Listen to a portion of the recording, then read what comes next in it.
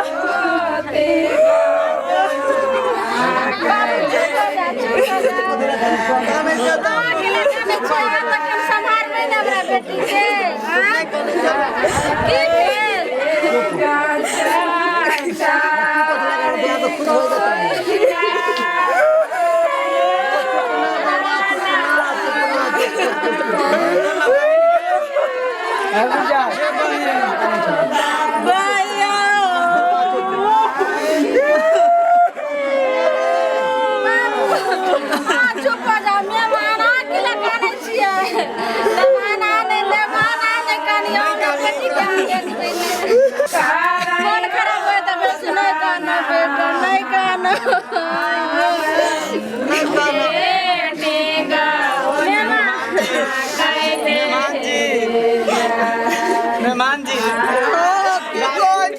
दाल के ठीक से रखबै, बढ़िया से रखबै। मेहमान जी हमरा बेटी के ठीक से रखबै, देखबै कोई अच्छा से बात करबै, एने का दब यार ना आज बेटी नीके से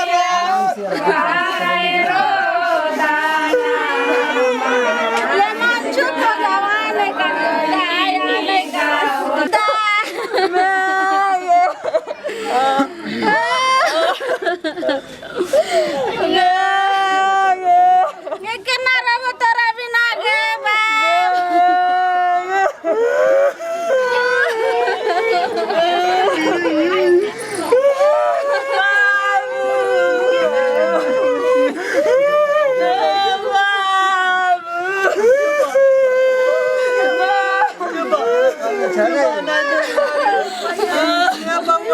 नहीं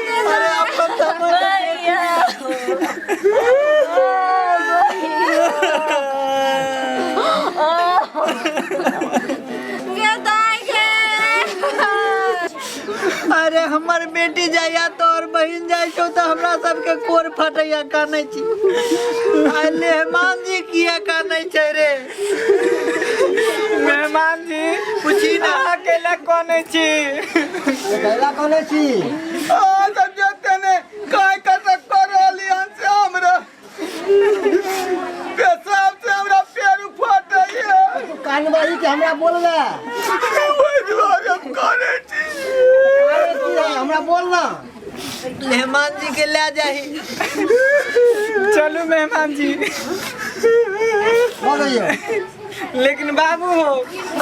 गेठरी बांधल केना खुलते? दीदियों साथे चल जेतै।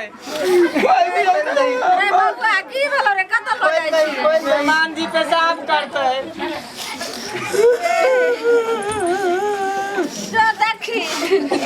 केहन मेहमान मिल गेले बेटी के कपार में। चलो मेहमान सब लगी लगली यहाँ पर बैठ जाओ।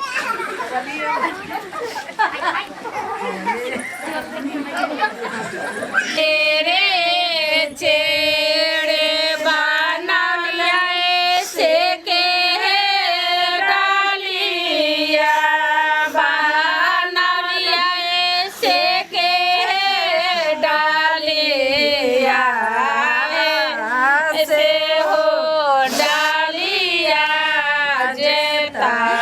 सासु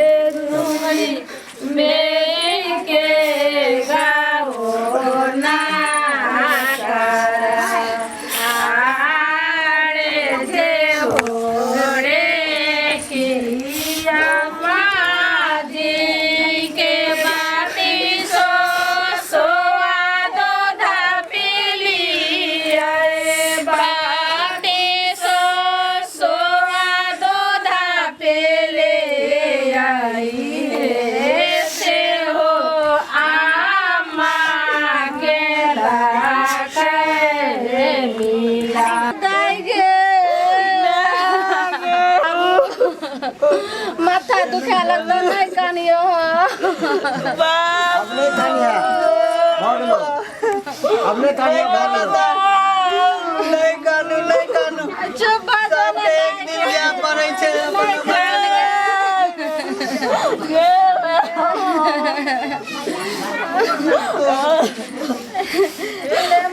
निके रहो हमरा बेटी के कर देखबे ध्यान रखबे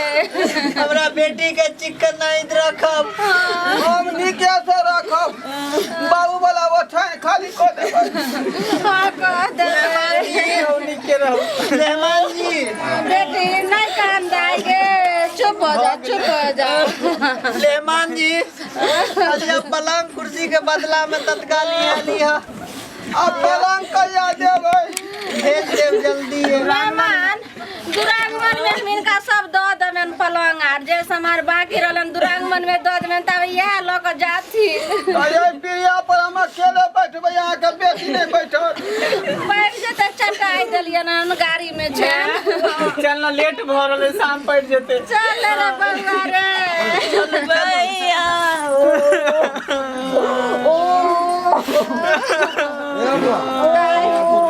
के दाई चुप हो जाने के चल रे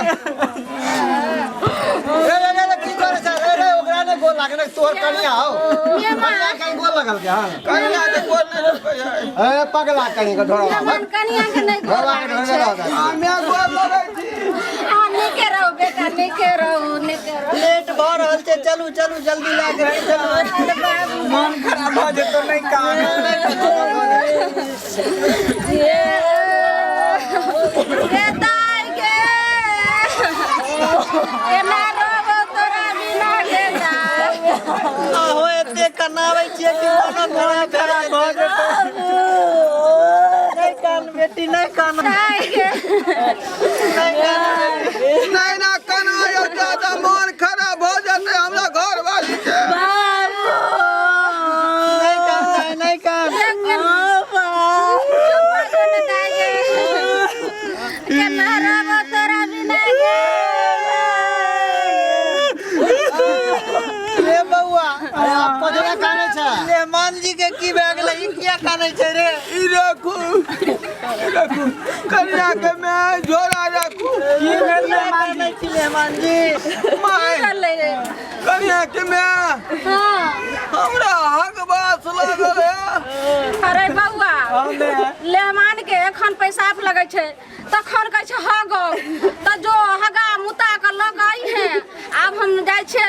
आई बउआ के घर ल जाय छै आ डेट के कैंसिल क दई अब पंडित जी सब बुझबै ने त तै दिन के बिदागरी के दिन रहतै चलो ले जो छोकटवा में चलो मेहमान जी जितने होगे के होते है के लाभ जितने मुते के होते के बार मुइत लाभ चलो चुप हो जो चुप आइ त नहीं भलो बिदागरी चल बुरा नहीं मानव कन्या के मैं अब की भेल जखनी हम बम फाड़ के कोने छी ना तो हमरा कनी का हगा जाइए